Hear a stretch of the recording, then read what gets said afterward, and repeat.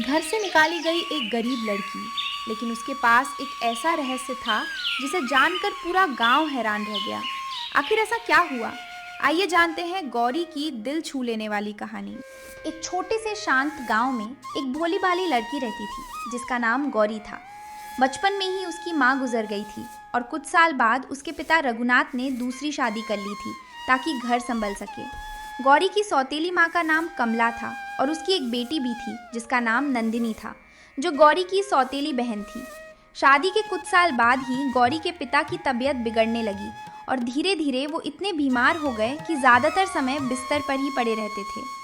बेटा गौरी, मैं अब पहले जैसा नहीं रहा। काश मैं तुम्हारे लिए कुछ कर पाता। बाबूजी, आप बस ठीक हो जाइए। आपके रहते मुझे किसी चीज की कमी नहीं लगेगी। गौरी के चेहरे पर हमेशा एक शांत मुस्कान रहती थी, लेकिन उसके दिल में अपने पिता की बीमारी का दर्द हमेशा रहता था। दूसरी तरफ कमला को सिर्फ अपने आराम और अपनी बेटी की फिक्र रहती थी। गौरी, अरे ओ गौरी, तू क्या उस निकम्मे आदमी से बातें करने बैठ गई? काम कर, चल, मेरा सर दर्द हो रहा है, जरा चाय बना दे। जी माँ, पर शक्कर नहीं है। अरे मनहूस, सारी शक्कर क्या चाट गई तू? नहीं माँ, कल नंदिनी का खीर खाने का मन था तो शक्कर उसी में इस्तेमाल हो गई। अरे गौरी झूठी, मैंने तो खीर खाई भी नहीं, तू ही चाट गई सारी। मेरी बेटी का नाम लगाकर अपनी चटोरे जुबान की इच्छाएं पूरी करती है। नहीं माँ, मैंने तो बस बची कुची थोड़ी सी खीर शाम में बाबूजी को खिला दी थी। रुक, तू पर निकल आए हैं तेरे। लगता है तेरे बाप का खाना कुछ दिन बंद करना पड़ेगा। वैसे भी पड़े पड़े कौन सी ताकत की जरूरत है उसे। नहीं माँ, ऐसा मत कीजिए। मैं कसम खाती हूँ, आज के बाद कभी हम कुछ नहीं खाएंगे। बस जो घर में बचा खुचा होगा वही काफी है। माँ, बाबूजी का खाना मत बंद करवाइए। ठीक है, चल, अब रोकर मनहूसियत मत फैला। जाकर अपना काम कर।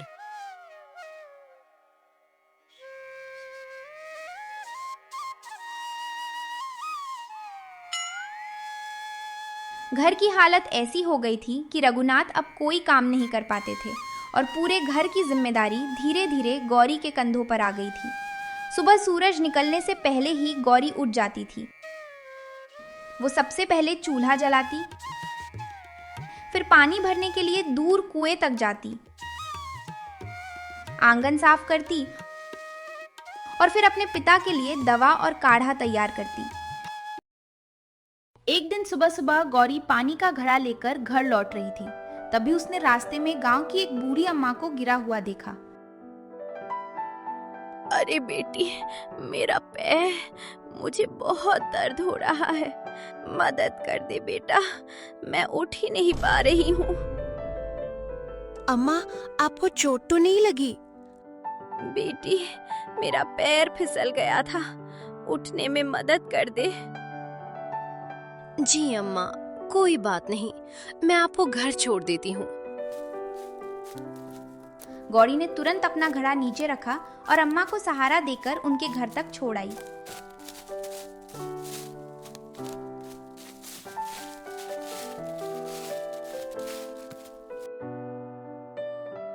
भगवान तुझे बहुत खुश रखे बेटी। अम्मा की आंखों में आशीर्वाद के आंसू थे। जी अम्मा, मैं चलती हूँ, आप आराम कीजिए। अरे, इतनी देर हो गई है, माँ तो आज बहुत डांटेंगी। वहीं दूसरी तरफ जब गौरी घर वापस पहुंची तो कमला गुस्से से आग बबूला हो रही थी। कहाँ मर गई ये? आज आने दो इसे, दिखाती हूँ मैं। घर में इतना काम पड़ा है और ये महारानी। माँ, मैं ये बर्तन नहीं धोऊंगी, मेरे हाथ खराब हो जाएंगे। अरे मेरी राजकुमारी को ये सब करने की क्या जरूरत है? गौरी है ना, सब कर लेगी।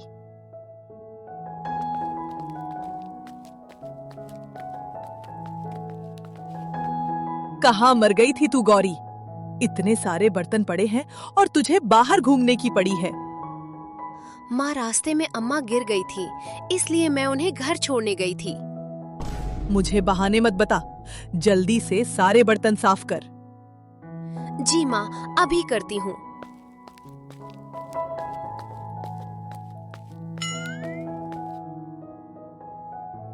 माँ, मैं झाड़ू भी नहीं लगाऊंगी, मुझे धूल से एलर्जी हो जाती है। तुझे कुछ करने की जरूरत ही नहीं है, तू तो मेरी राजकुमारी है। नंदिनी को बचपन से ही कमला ने इतने लाड़ प्यार से पाला था कि उसे किसी भी काम की आदत नहीं थी। दूसरी तरफ गौरी दिन रात काम करती रहती थी, लेकिन उसके चेहरे पर कभी शिकायत नहीं होती थी। ओहो, बाबूजी के काढ़े का समय निकला जा रहा है। आज तो बहुत देर हो गई। वो हमेशा अपने पिता की सेवा में लगी रहती थी। बाबूजी, ये काढ़ा पी लीजिए, शायद आपकी तबीयत थोड़ी ठीक हो जाए। बरसों से तेरे काढ़े से ही जिंदा हूं बेटी। हर रोज तुझ पर होने वाले अत्याचारों की आवाजें सुनता हूं। इससे अच्छा तो मैं कभी दूसरी शादी ही ना करता। तू अनाथ भी होती तो कम से कम कोई तुझे इतनी तकलीफें तो ना देता। बाबूजी, ऐसा मत बोलिए, मैं बहुत खुश हूँ, मुझे कोई तकलीफ नहीं है। बेटी, मैं बहुत शर्मिंदा हूं। तेरे साथ ये सब होते हुए देखकर भी मैं कुछ नहीं कर पा रहा। बहुत लाचार हूं मैं। बाबूजी, कैसी बातें कर रहे हैं आप? माँ और नंदिनी बहुत अच्छे हैं। मुझे बस एक ही फिक्र है कि आप जल्दी से ठीक हो जाइए। बेटी, भगवान हर घर में तेरे जैसी बेटी दे। पूरे गांव को पता था कि गौरी बहुत सीधी और थोड़ी कमजोर लड़की है, लेकिन किसी को ये नहीं पता था कि उसकी सौतेली माँ उसके साथ कैसा व्यवहार करती है। एक सुबह गौरी घर के बाहर झाड़ू लगा रही थी। उसी समय पड़ोस के घर शहर से कुछ रिश्तेदार आए हुए थे और उनमें से एक औरत शारदा थी जो अपने बेटे के लिए लड़की ढूंढ रही थी। अंदर आइए ना। बहन जी, वो लड़की कौन है जो इतनी लगन से काम कर रही है? अरे दीदी, आप अंदर तो आइए, थक गई होंगी, बैठकर बात करते हैं। हाँ हाँ, चलती हूँ। ये बताओ, कैसी हो तुम? मैं ठीक हूँ दीदी, आप कैसी हैं? ठीक हूँ, सब बढ़िया है। खैर, तुम ये तो बताओ कि बाहर वो लड़की कौन थी? अरे वो सामने वाले घर की गौरी है, बहुत सीधी लड़की है। बेचारी की माँ बचपन में गुजर गई। उसकी सादगी और मेहनत मुझे बहुत अच्छी लगी। हाँ बहन जी, घर का सारा काम वही करती है और उसकी माँ और बहन भी उसे बहुत प्यार करते हैं। उसकी एक बहन नंदिनी भी है जो पढ़ी लिखी है और बहुत समझदार है। सविता ने गांव में बनी हुई अच्छी छवि के अनुसार ही गौरी के घर की कहानी बताई, क्योंकि असली सच्चाई उसे भी नहीं पता थी। मैं सोच रही थी, अगर आप बुरा न माने तो मैं अपने बेटे के लिए गौरी का रिश्ता भेज दूं? भेज तो सकती हैं, लेकिन उनका परिवार आपके जितना अमीर नहीं है। हमें अमीरी नहीं, बहू चाहिए जो घर संभाल सके। दीदी, मुझे बहुत खुशी होगी अगर गौरी हमारे घर की बहू बने तो। मैं कल ही कमला बहन से बात करती हूँ, वो बहुत खुश होंगी। कुछ दिनों बाद एक दिन दोपहर को कमला कुछ पकवान लेकर सविता के घर आई। सविता बहन, ये लीजिए, मेरी बेटी नंदिनी ने अपने हाथों से मिठाई बनाई है। अरे कमला बहन, अंदर आइए, आपसे एक जरूरी बात करनी है।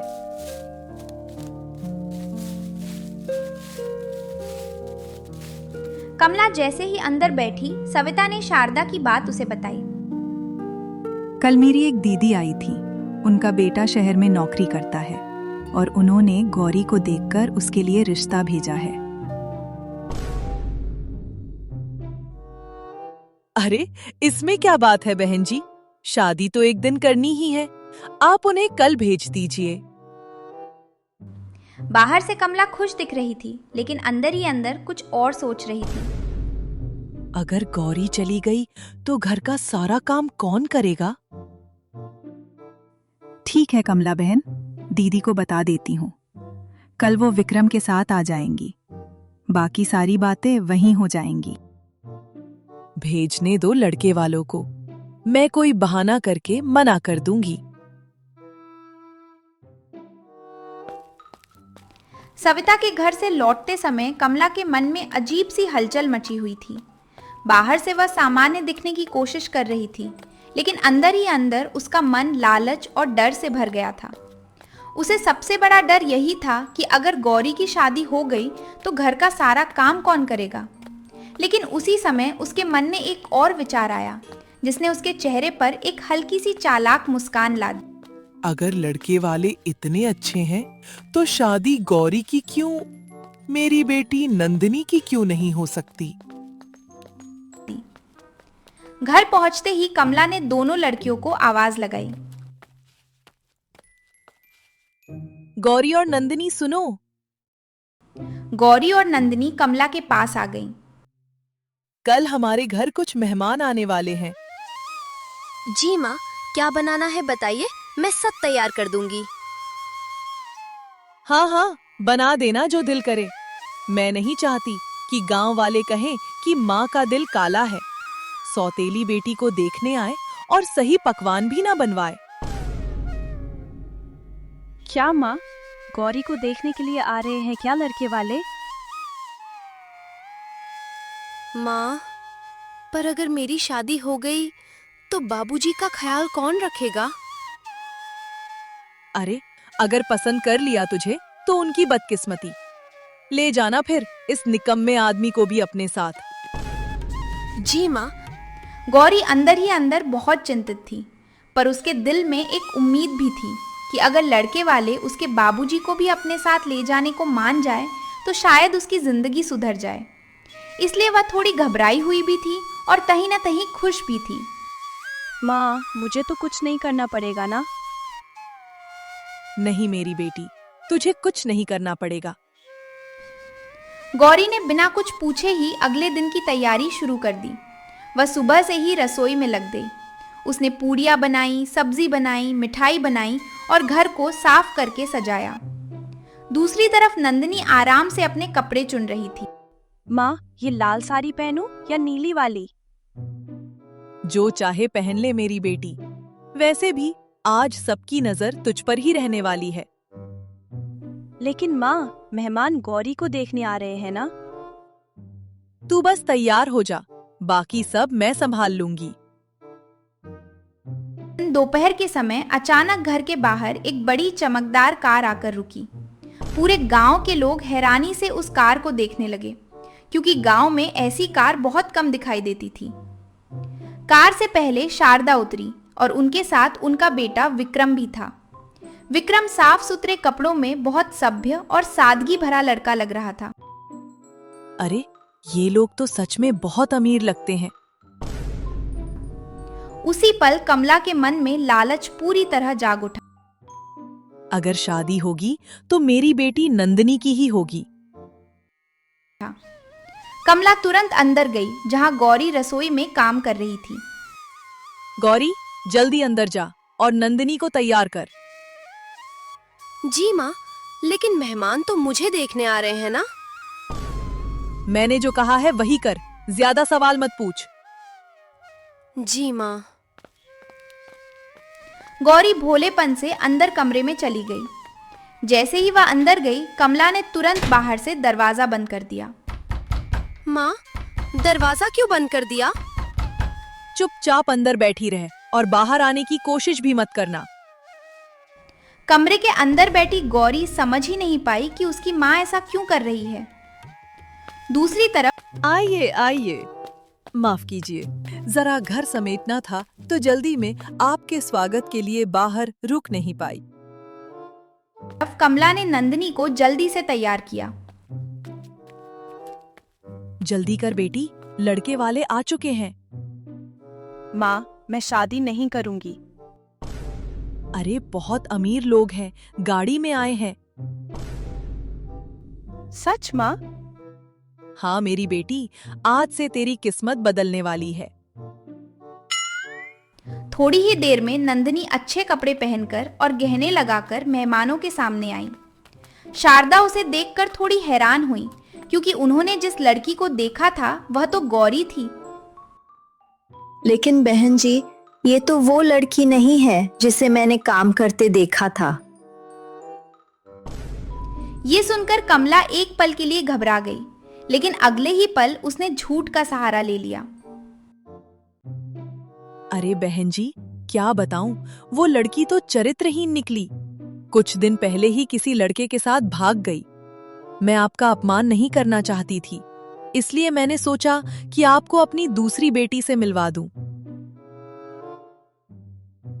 कमरे के अंदर बंद बैठी गौरी को बाहर की बातें हल्की हल्की सुनाई दे रही थी। उसकी आंखों में आंसू आ गए, लेकिन उसने कुछ नहीं कहा। उधर विक्रम ने नंदिनी को ध्यान से देखा। उसे थोड़ा अजीब तो लगा, लेकिन उसने सोचा कि किसी की बहन की गलती की सजा दूसरी लड़की को नहीं मिलनी चाहिए। अगर उसकी बहन भाग गई तो इसमें इसकी क्या गलती है? अगर लड़की को भी मंजूर हो तो मुझे ये रिश्ता स्वीकार है। जी, मुझे मंजूर है। जब मियाँ बीवी राजी तो क्या करेगा काजी। जब विक्रम ने ही हाँ कर दी तो मुझे कोई दिक्कत नहीं। वैसे भी सविता बहन नंदिनी की भी बहुत तारीफ कर रही थी। एक काम करते हैं, अगली पूर्णिमा को चट मंगनी पट ब्याह कर लेते हैं।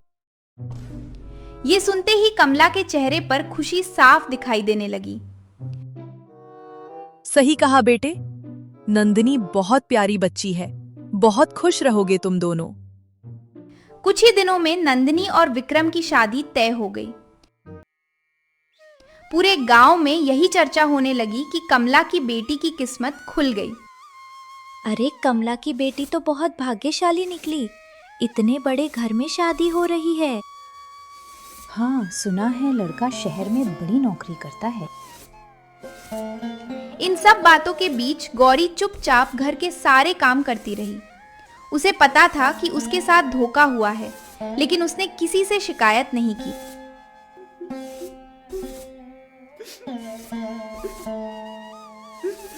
बेटी, मैं सब जानता हूं आज क्या हुआ। मेरा शरीर कमजोर हुआ है, कान नहीं। बाबूजी, आप चिंता मत कीजिए, सब ठीक हो जाएगा। बेटी, मुझे पता है तेरे साथ बहुत अन्याय हुआ है। बाबूजी, जो किस्मत में लिखा है वही होता है।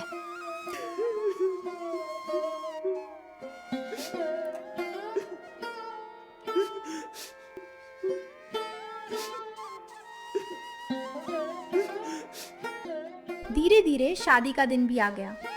घर सजाया जाने लगा, मेहमान आने लगे। लेकिन इस पूरे समय कमला ने गौरी को घर के एक कमरे में ही रहने के लिए कहा। गौरी, तू बाहर मत निकलना, मेहमानों के सामने मत आना। जी माँ। शादी के दिन गौरी अपने पिता के साथ कमरे में बैठी रही। बाहर शहनाइयों की आवाज आ रही थी और लोग खुशी मना रहे थे, लेकिन उस कमरे के अंदर सन्नाटा था। काश आज तेरी माँ होती तो तुझे इस तरह दुखी नहीं देख पाती। बाबूजी, आप बस ठीक हो जाइए, यही मेरे लिए सबसे बड़ी खुशी है।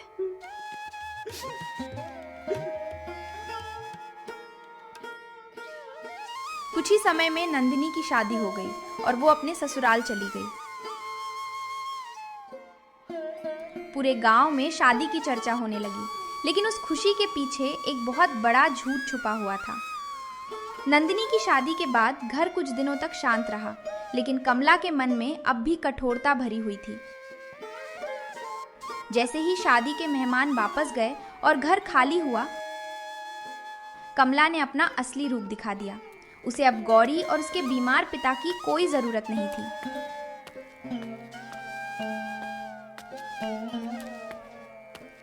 अब तुम दोनों यहाँ से निकल जाओ। मेरे घर में तुम्हारे लिए कोई जगह नहीं है।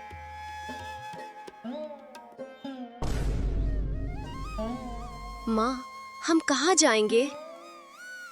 जहां जाना है जाओ, मुझे फर्क नहीं पड़ता। ये सुनकर रघुनाथ की आंखों में आंसू आ गए। वो उठने की कोशिश कर रहे थे, लेकिन उनकी तबीयत इतनी खराब थी कि वो ठीक से चल भी नहीं पा रहे थे। कमला, कम से कम मेरी बेटी पर तो रहम कर। मुझे किसी पर रहम नहीं आता। तुम दोनों अभी के अभी इस घर से निकल जाओ। गौरी ने चुपचाप अपने पिता को सहारा दिया और धीरे धीरे घर से बाहर निकल आई। उस घर से निकलते समय उसकी आंखों में आंसू जरूर थे, लेकिन उसके चेहरे पर कोई शिकायत नहीं थी। गौरी अपने बीमार पिता को सहारा देकर जंगल की तरफ चल पड़ी। रास्ता लंबा था और सूरज धीरे धीरे ढलने लगा था। बेटी, तू मुझे यहीं छोड़ दे। मैं तेरे लिए बोझ बन गया हूँ। बाबूजी, ऐसा मत कहिए। मैं आपको कभी नहीं छोड़ सकती। मैं क्या करूं बेटी? रोने के अलावा मैं कर भी क्या सकता हूं? जब अपने ही घर में अपनी बेटी के साथ इतना अन्याय होता देखता हूं तो दिल फट जाता है। लेकिन ये बूढ़ा बाप अब इतना कमजोर हो गया है कि कुछ कर भी नहीं सकता। आप रोइए मत बाबूजी, आपकी तबीयत और खराब हो जाएगी। आप यहीं बैठिए, मैं अभी आपके लिए पानी लेकर आती हूँ। गौरी ने अपने पिता को एक पेड़ के नीचे बैठाया और उनके लिए पानी लाने चली गई। तभी थोड़ी दूर उसे एक साधु बाबा दिखाई दिए जो दर्द से कराह रहे थे। बाबा, आपको क्या हुआ? आप इतने परेशान क्यों हैं? बेटी, मुझे ध्यान करते समय एक सांप ने काट लिया है। गौरी को अपनी माँ से थोड़ी बहुत जड़ी बूटियों की जानकारी मिली थी। फिर वह जल्दी से जंगल की ओर गई। वहां से एक औषधीय पौधे की कुछ पत्तियां तोड़कर लाईं और धीरे धीरे उन्हें घाव पर घुमाने लगी ताकि दर्द कम हो जाए और घाव भरने लगे। बाबा, ये जड़ी बूटी थोड़ी राहत देगी। थोड़ी ही देर में साधु बाबा का दर्द कम होने लगा। बेटी, तुम्हारा दिल बहुत पवित्र है, इसलिए मैं तुम्हारी मदद करना चाहता हूँ। बाबा, मुझे कुछ नहीं चाहिए, बस मेरे पिता ठीक हो जाए। गौरी की ये बात सुनकर साधु बाबा बहुत प्रसन्न हुए। जंगल के किनारे एक पुराना घर है। वहां एक तहखाना है और उस तहखाने में एक काली कढ़ाई रखी है। उसी कढ़ाई में खाना बनाकर अपने पिता को खिलाना उनकी तबीयत में सुधार आने लगेगा। क्या सच में बाबा? सच्चे दिल से बनाया गया भोजन कभी व्यर्थ नहीं जाता। गौरी ने बाबा को प्रणाम किया और अपने पिता को लेकर उस पुराने घर की तरफ चल पड़ी।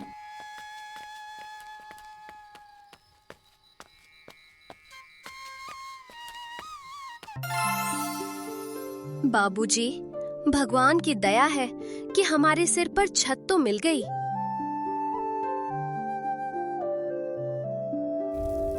लेकिन अंदर जाकर उसे सच में तहखाने में एक काली कढ़ाई मिल गई। गौरी ने थोड़ा सा अनाज इकट्ठा किया और उसी कढ़ाई में खाना बनाया।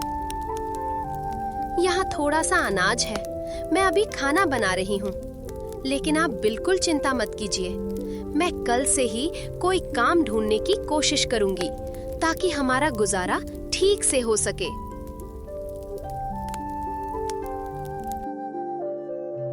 जब उसने वो खाना अपने पिता को खिलाया तो कुछ ही देर में रघुनाथ को पहले से बेहतर महसूस होने लगा। बेटी, आज मुझे पहले से बहुत अच्छा महसूस हो रहा है। बाबा सच कह रहे थे। गौरी ने कुछ दिन तक उसी कढ़ाई में खाना बनाकर अपने पिता को खिलाया और धीरे धीरे उनकी तबीयत सुधरने लगी। धीरे धीरे साधु बाबा के घर का अनाज भी खत्म होने को आ गया था। लेकिन गौरी को अब तक कोई काम नहीं मिल पा रहा था और हर दिन उसकी चिंता बढ़ती ही जा रही थी। एक दिन गौरी के मन में एक नया विचार आया। अगर ये खाना बाबूजी को ठीक कर सकता है तो शायद दूसरों की भी मदद कर सकता है। गौरी के पास उसकी माँ की दी हुई एक चांदी की कमरबंद थी जिसे उसने हमेशा छुपा कर रखा था। उसने उस कमरबंद को गिरवी रखकर थोड़ा अनाज खरीदा और सड़क किनारे एक छोटा सा ठेला लगा लिया। आइए, गर्मा गर्म खाना खाइए।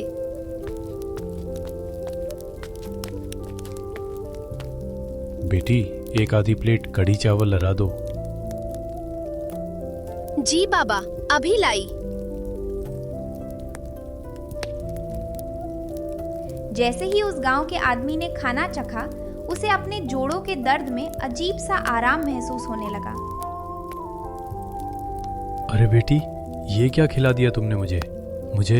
मुझे तो यकीन ही नहीं हो रहा। क्या हुआ बाबा? कहीं मुझसे कोई गलती तो नहीं हो गई? नहीं बेटी, खाना तो बहुत स्वादिष्ट है, लेकिन उससे भी बड़ी बात यह है कि इसे खाते ही मेरे जोड़ों का दर्द अचानक बहुत कम हो गया है।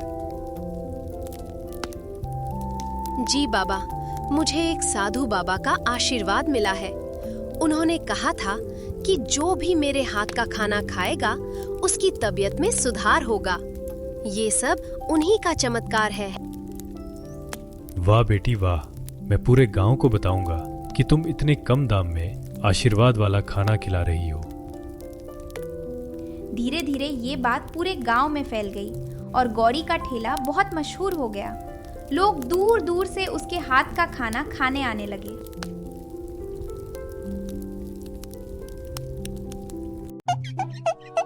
दूसरी तरफ नंदिनी के ससुराल में उसकी असली सच्चाई सामने आने लगी थी। तुम्हारी माँ ने तो तुम्हारी बड़ी तारीफें की थी, लेकिन शादी के बाद पता चला कि तुम्हें तो खाना बनाना भी नहीं आता। अरे माँ जी, खाना बनाना जरूरी है क्या? करण जी इतना कमाते हैं तो एक नौकरानी तो रख ही सकते हैं हम। बहू, मैं ये नहीं कहती कि खाना बनाना जरूरी है, लेकिन सच बोलना बहुत जरूरी होता है। अगर तुम शादी से पहले ही बता देती कि तुम्हें खाना बनाना नहीं आता, तब भी हम तुम्हें अपनी बहू बना लेते। बस कीजिए माँ जी, आप तो बहुत कंजूस हैं। मैं इस घर की बहू हूँ, नौकरानी नहीं जो हर काम करूँ। वैसे भी मुझे धूल और गंदगी से एलर्जी है। नंदिनी, तुम बहुत बदतमीजी से बात कर रही हो। मैंने कभी अपनी माँ से इतनी ऊंची आवाज में बात नहीं की, और तुम हो कि कुछ ही दिनों में इतनी बदतमीज हो गई हो। धीरे धीरे नंदिनी अपने ससुराल वालों की नजरों में गिरने लगी और एक दिन आखिरकार उसे घर से निकाल दिया गया।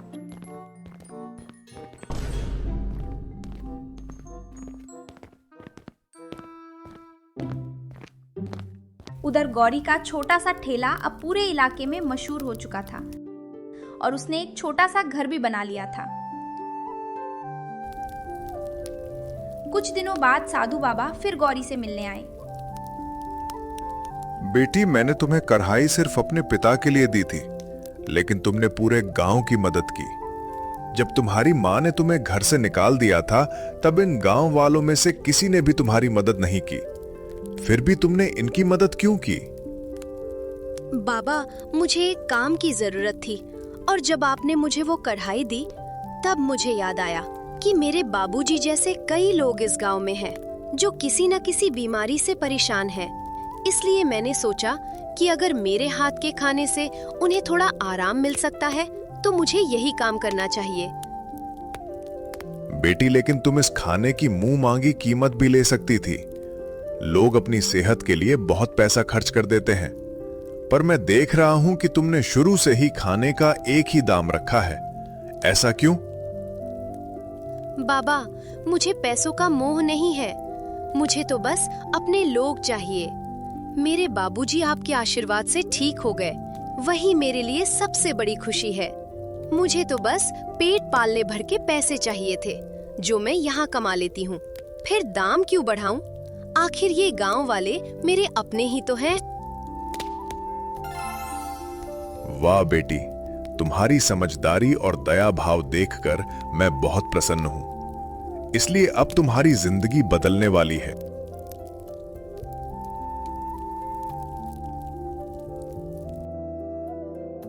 बाबा के आशीर्वाद से गौरी का छोटा सा घर एक बड़े सुंदर घर में बदल गया और उसकी जिंदगी खुशियों से भर गई।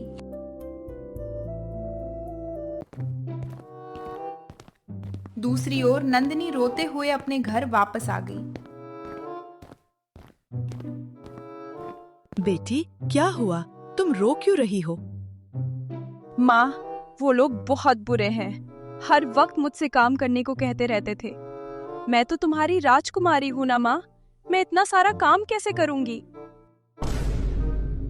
पर बेटी, ससुराल में थोड़ा बहुत तो करना ही पड़ता है। नहीं माँ, मुझसे ये सब नहीं होगा। उन्होंने तो मुझे घर से जाने के लिए कह दिया। अरे बेटी, गुस्से में कह दिया होगा। तुझे क्या जरूरत थी वहां से आने की? मैं उनसे बात करती हूँ। खबरदार माँ, मैं अब कभी वहां वापस नहीं जाऊंगी। कुछ ही देर में सविता वहां आई। कमला बहन, ये क्या हो गया? सविता बहन, मैं बहुत शर्मिंदा हूँ। आप बात करके देखिए ना शारदा बहन से। माफ कीजिएगा कमला बहन, दूसरों के घर जलाकर कभी अपने घर नहीं बसते। आपने जो गौरी के साथ किया, उसका फल तो भुगतना ही था। अरे नहीं, वो तो खुद ही चली गई थी। कमला बहन, सच्चाई आप भी जानती हैं, और ये पूरा गांव भी, कैसे आपने उस भोली बच्ची पर अत्याचार किया है। अब खुद की बेटी पर जरा सी आंच क्या आई, आंसू निकल आए। कमला चुप थी, उसके पास इन बातों का कोई जवाब नहीं था। नंदिनी को भी धीरे धीरे एहसास हो रहा था कि उसने कितनी गलतियां की हैं। सविता बहन, आप चाहे जो कह लीजिए, पर शारदा बहन से बात कीजिए कि मेरी बेटी का बसा बसाया संसार ना उजड़ने दे। मैं हाथ जोड़ती हूँ आपके।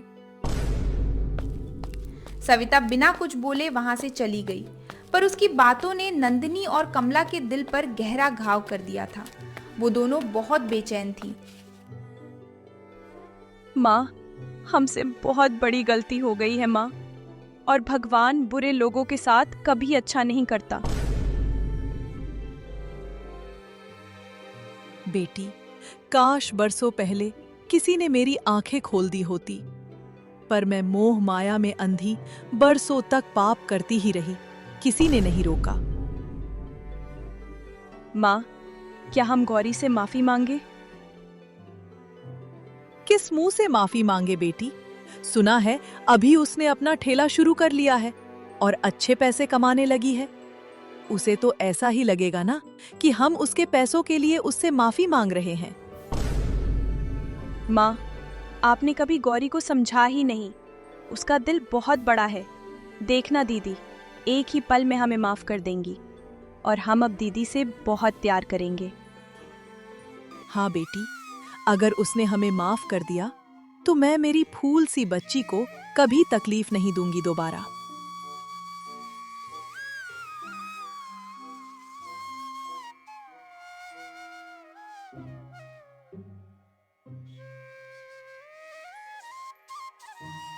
अगले दिन सुबह सुबह कमला और नंदिनी गौरी के घर पहुंच गए। गौरी और रघुनाथ उन्हें देखकर डर गए। माँ, आप यहाँ? गौरी बेटी, आज मैं तुमसे कुछ कहने आई हूँ। दीदी, हमसे बहुत बड़ी गलती हो गई। बेटी, हमें माफ कर दे। दीदी, हमने तुम्हारे साथ बहुत गलत किया। अगर आपको अपनी गलती का एहसास हो गया है तो मैं आपको माफ करती हूँ। नहीं बेटी, इन जालिमों को कभी माफ मत करना। नहीं बाबूजी, इनकी आंखों में लालच नहीं, पछतावा है। वैसे भी ये पैसा इनका भी तो है। बिना परिवार के पैसे का क्या काम? तभी विक्रम और सविता वहां आ गए। नंदिनी, चलो घर। माँ ने मुझे तुम्हें लेने के लिए भेजा है। हाँ बेटी, मैंने शारदा बहन को बता दिया है कि तुम बहुत दुखी हो और अपने किए पर पछता रही हो। धन्यवाद, बहुत बहुत धन्यवाद आपका सविता काकी। और विक्रम जी, मैं वादा करती हूँ कि आज के बाद कभी माँ जी को शिकायत का मौका नहीं दूंगी। हे भगवान, तेरा लाख लाख शुक्र है कि मेरी एक बेटी का घर फिर से बस गया और मेरी दूसरी बेटी ने मेरे पापों को माफ कर दिया। इसके बाद सभी लोग साथ रहने लगे और गौरी की जादुई कढ़ाई से पूरे गांव में खुशियां फैलने लगी। कहानी से हमें ये सीख मिलती है कि सच्ची नेकी और मेहनत कभी व्यर्थ नहीं जाती। जो इंसान दूसरों का भला करता है, भगवान उसकी मदद जरूर करते हैं। लालच और झूठ से थोड़ी देर की खुशी मिल सकती है, लेकिन अंत में जीत हमेशा सच्चाई और अच्छे कर्मों की ही होती है। हेलो फ्रेंड्स, तो आपको क्या लगता है, गौरी ने कमला और नंदिनी को माफ करके सही किया या गलत? अपनी राय कमेंट सेक्शन में जरूर दें। ऐसी ही इंटरेस्टिंग स्टोरीज के लिए टून टून दीदी को जरूर सब्सक्राइब करें। मिलते हैं अगली स्टोरी में। Bye bye.